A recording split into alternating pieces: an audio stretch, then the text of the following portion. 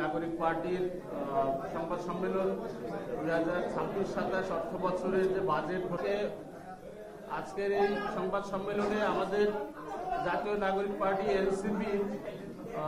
এনসিপির জাতীয় সম্মেলনটি শুরু করতে যাচ্ছি। আপনারা যদি একটু সবাই সহযোগিতাপূর্ণ আচরণ করেন। আমাদের এই যুগ্ম সদস্য জনাব আলাউদ্দিন মোহাম্মদ। সেক্টর থেকে একটি গণমুখী বৈষম্য বিরোধী বাজেট কীরকম হওয়া উচিত সেই বিষয়টা আমরা পেয়েছি এবং আমরা সেটা বাজেটের মাধ্যমে আপনাদের সামনে একটা বাজেট পেশ করেছিলাম। আমরা প্রত্যাশা করেছিলাম যে মহান জাতীয় সংসদে সরকার যে বাজেট প্রণয়ন করবেন সেই বাজেটে আমাদের যে ছায়া বাজেট থেকে দিক নির্দেশনা নেবেন এবং আমরা যেভাবে বাংলাদেশের গণমানুষের ভয়েসকে ধারণ করেছি সেই ভয়েসকে রিফ্লেক্ট করে তারা একটি বাজেট দিবেন। দুঃখজনকভাবে আমরা যেই বাজেটটি দেখলাম এই বাজেটটি জনকল্যাণমুখী বাজেট হওয়ার পরিবর্তে একটি জনতুষ্টিমূলক বাজেটে পরিণত হয়েছে। আমরা দেখেছি গত 17 বছরের ফ্যাসিবাদী শাসন ও লুটতরাজের মাধ্যমে বাংলাদেশের অর্থনীতির ভিত্তি যেভাবে দুর্বল করা হয়েছে এবং বাংলাদেশের অর্থনীতিকে যেভাবে বৈদেশিক ঋণ নির্ভর এবং সুদ পরিশোধ নির্ভর করা হয়েছে, সেই প্রেক্ষিতে আমাদের এই বাজেটটি হওয়ার দরকার ছিল একটি ট্রান্সফরমেটিভ বা রূপান্তরকামী বাজেট, যে বাজেটটা সত্যিকার অর্থে বাংলাদেশের যে অর্থনীতির ভিত, যে ভিতটা ধ্বংস হয়েছে সে ধ্বংস স্তূপ থেকে অর্থনীতিকে টেনে তুলবে। কিন্তু আমরা দেখেছি যে বাজেটে আসলে অর্থনীতির ভিত্তির দিকে, অর্থনীতির যেই মৌল আপনার স্টেক হোল্ডার্স আছে তাদের দিকে না তাকিয়ে একটি ম্যানিফেস্টো নির্ভর, যেটা অনেক বেশি আপনার ভোট চাইতে গেলে আমরা জানি যে সাধারণভাবে প্রতিটা রাজনৈতিক দলই জনগণের কাছে অবাস্তব কিছু প্রতিশ্রুতি প্রদান করে, সেই প্রতিশ্রুতির আলোকে কিন্তু এই বাজেটটিকে একটি বড় এবং একটি শ্বেতহস্তির মতো বাজেট করা হয়েছে। তো আমরা প্রত্যাশা করি এই যে বাজেট অধিবেশন শুরু হয়েছে, বাজেট অধিবেশনে রাজনৈতিক দল এবং বাংলাদেশের সর্বস্তরের মানুষের কনসার্ন আমলে নিয়ে সরকার এই বাজেট সংশোধন করবে।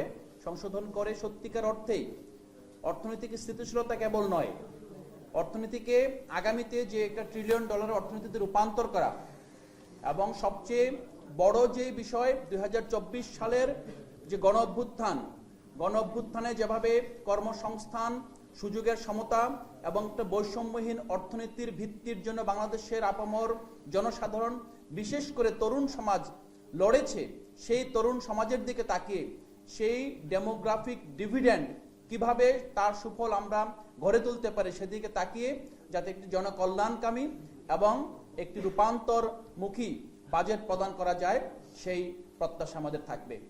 আমি এই মুহূর্তে আমাদের বাজেট প্রণয়ন কমিটির প্রধান এবং এনসিপির যুগ্ম আহ্বায়ক মাননীয় সংসদ সদস্য ডক্টর আতিক মুজাহিদকে আমাদের এনসিপির পক্ষ থেকে ফরমাল বক্তব্য প্রদান করার জন্য বিশেষভাবে অনুরোধ জানাচ্ছি।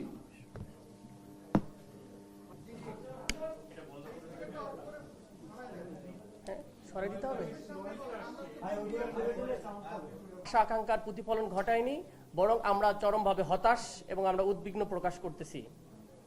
আমরা মনে করি এই বাজেটের যদিও কিছু ভালো দিক আছে, বিশেষ করে শিক্ষা, স্বাস্থ্য এবং সামাজিক নিরাপত্তায় কিছু বিষয় বলা হলেও আলটিমেটলি এই বাজেট যদি পূর্ণাঙ্গভাবে কেউ বিশ্লেষণ করে তাহলে আমরা দেখতে পাবো এই বাজেটটা মূলত একটা আলটিমেটলি প্রতারণার বাজেটে হয়েছে।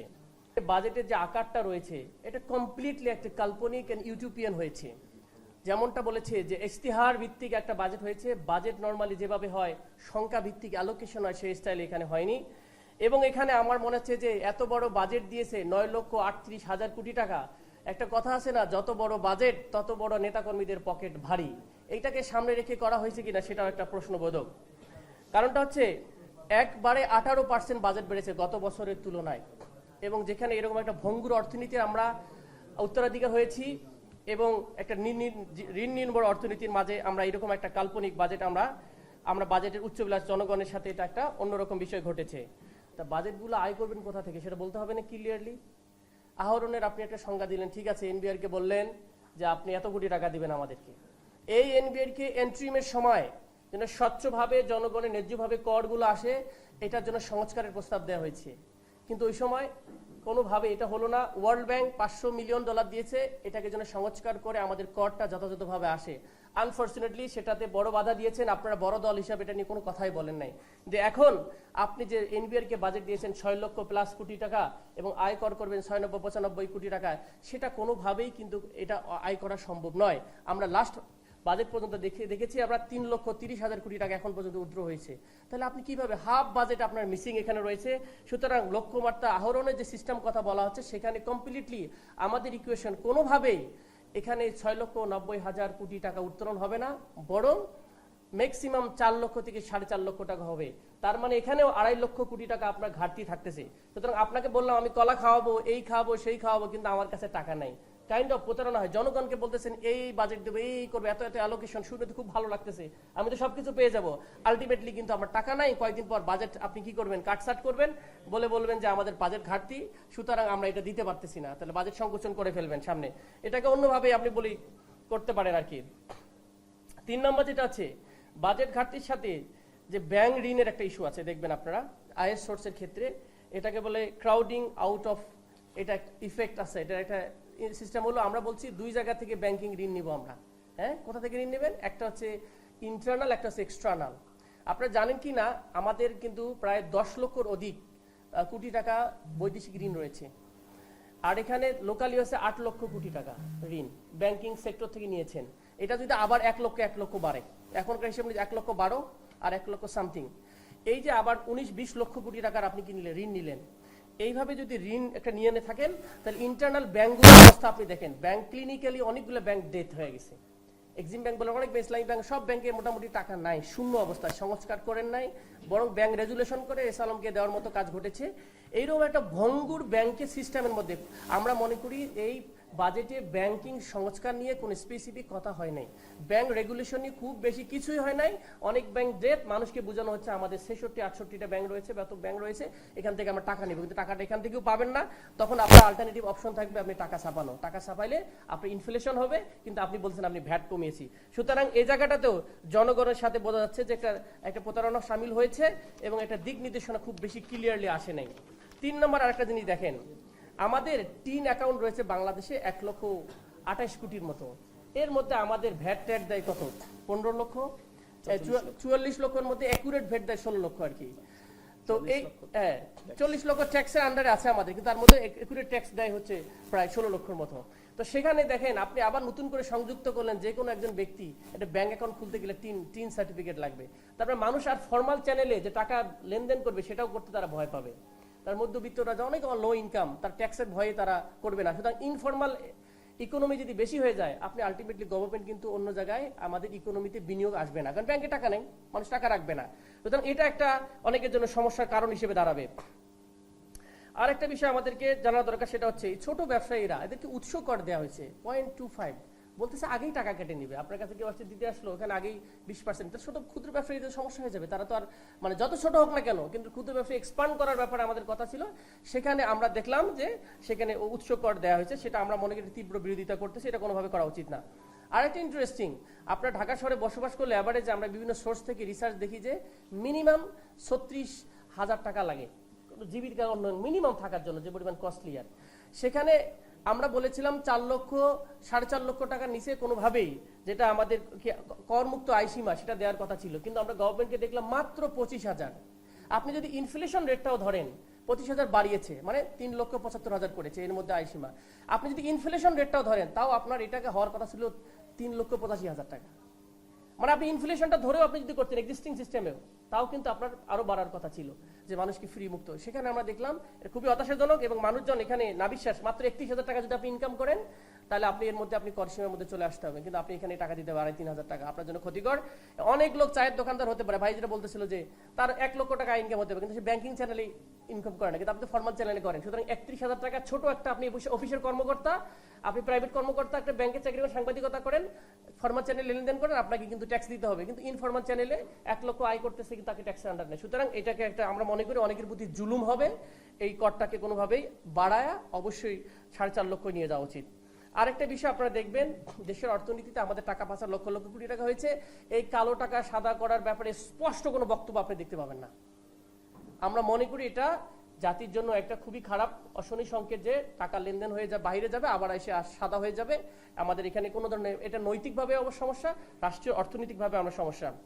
তো ওভারঅলি যদি আমরা দেখি, এই ছিল মোটা দাগে আমাদের মেইন জায়গাগুলোর ক্রিটিক। এছাড়াও বিভিন্ন অ্যালোকেশন দেওয়া হয়েছে, কিন্তু আমরা সেগুলোর ইমপ্লিমেন্টেশন সম্পর্কে, ধরেন আপনার শিক্ষা খাতের সর্বোচ্চ বাজেট দেওয়া হয়েছে, কিন্তু শিক্ষার অবকাঠামো উন্নয়নের বাজেট না শিক্ষার মান উন্নয়নের বাজেট, এইটা কিন্তু আমাদের জানা উচিত।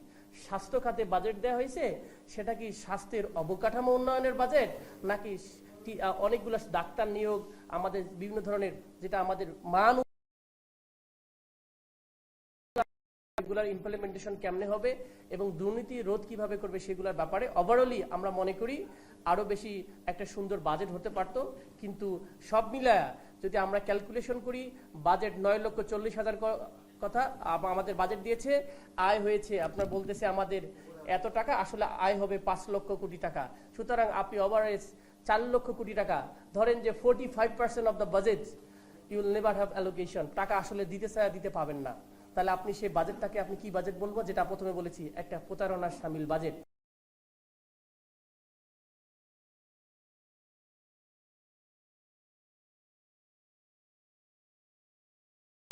বৈষম্যহীন একটা বাজেট হওয়ার কথা ছিল, সে জায়গায় একটা ইস্তেহার নির্ভর মানে ফাপা বুলির সর্বস্ব একটা বাজেট হয়েছে। আমরা এই বাজেটের তীব্র সমালোচনা এবং প্রতিবাদ জানাচ্ছি। সবাইকে ধন্যবাদ। কারো কোনো প্রশ্ন থাকলে করতে পারেন।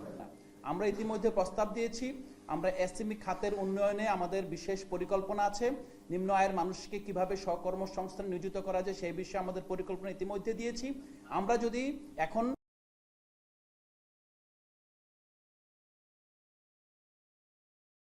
নিম্ন আয়ের মানুষের আয় বৃদ্ধি এবং প্রকৃত মজুরি বৃদ্ধি, এবং সবচেয়ে বড় যেই ইন্টারভেনশনটা থাকতো, আমরা একটি আপনার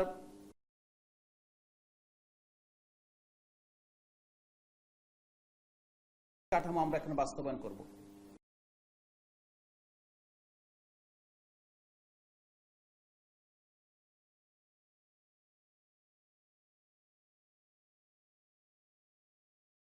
আমাদের প্রস্তাব হলো যে আপনি আয়কর এবং যে কর্পোরেট আছে মুনাফার উপর কর, সেটা হবে প্রধান খাত।